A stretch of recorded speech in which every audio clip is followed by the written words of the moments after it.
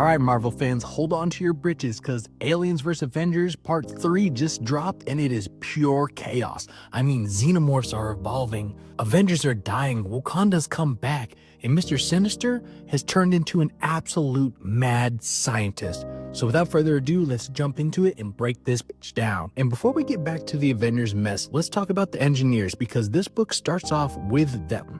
And these aren't just the creators of humanity like they are in the Alien franchise. We get a little bit more context to what they are and what they're after in this panel here. They get into a brief scuffle with the David 8-bot, in which they've adapted their own technologies into weapons that are designed to counter the Xenomorphs.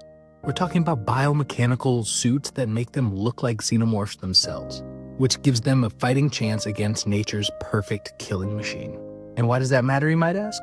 Because this war isn't just Earth's problem anymore. It's spreading across the universe like a plague, and the engineers have been tracking down David's and his synthetic army for centuries. And now they're coming for all of them.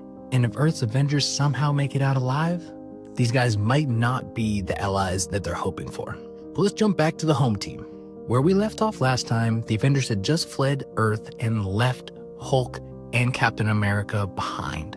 Now on their way to Mars, humanity is either dead, hiding, or crammed inside this single space colony that Tony Stark built. So now the remaining Avengers, Carol, Miles, Tony Stark, and what's left of humanity are on their way to Mars. And they're looking for a mutant sanctuary, but here's the problem. Mars is silent. Too silent. Not a peep, not a distress call, nothing. And that's bad. Carol tries to stay optimistic, but Tony's piecing something together. Something is seriously wrong. And then things get worse. As they land, the ship is beyond damaged, and if they don't get to mutant tech, they are trapped here.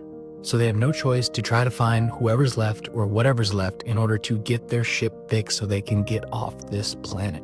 And during this moment, there's actually a really funny exchange where Carol and Miles are talking about going out and getting the parts that they need to prepare the ship, and Tony's like, I want to go too. And to them, it looks like Tony's just a old man who's stuck in a wheelchair, when Tony reveals that his wheelchair is actually an Iron Man suit.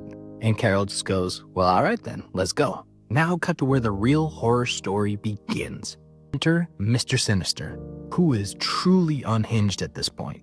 But Sinister, he's having the time of his life, because guess what? He's been experimenting on Xenomorphs, on mutants. And together, he's literally breeding mutant Xenomorph hybrids. And the worst part is it worked. As he's explaining these experiments, we see Colossus, Magic, and other major X-Men infected with facehuggers. It's horrifying. And just as Sinister is about to unleash his masterpiece, he gets notified that the ship has landed. And he knows who it is, and he's thrilled. In which the Avengers don't have time to process what's happening, as everything goes to hell. Because while they're talking to Mr. Sinister, they get a notification from the ship that it's being attacked. By who? More Mr. Sinister clones. And they have a gun that shoots facehuggers, in which they're just blasting people on the ship with. So now a facehugger gun is now a thing, so hope to see that in the next Aliens.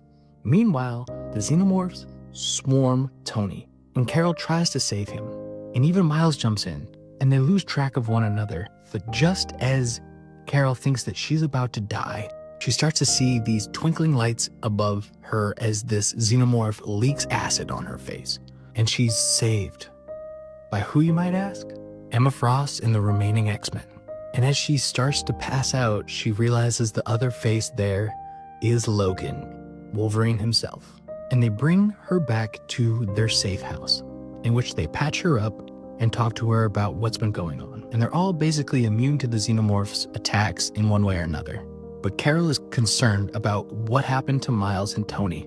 Mostly Tony. She doesn't really even mention Miles, but we hope that she still cares about Miles. That being said, the two are still out there fighting the battle. And she exclaims, I need to get back out there and save my team. And Wolverine's like, well, if you're gonna do something stupid, I might as well come with you. So the next day they go out looking for Iron Man. And what they find is Tony Stark's body, and what it looks like a Xenomorph has already busted out of his chest. Just as we start to lose all hope here, they look up and see a Wakanda warship arriving on the planet in which Carol screams, "Wakanda has returned." And that's where this chapter ends. So let's do a quick recap. Earth's gone. Tony Stark is dead. Mr. Sinister is making mutant xenomorph hybrids, which don't attack him, which is truly terrifying. And Wakanda might be here to save the day. But who knows what happens next? And who's still alive at this point? We thought the Wakandans are dead, but they showed up. So who knows who's actually dead in this series? Drop your theories in the comments down below and make sure you like and subscribe for more Marvel deep dives like this. And until next time, stay away from facehuggers.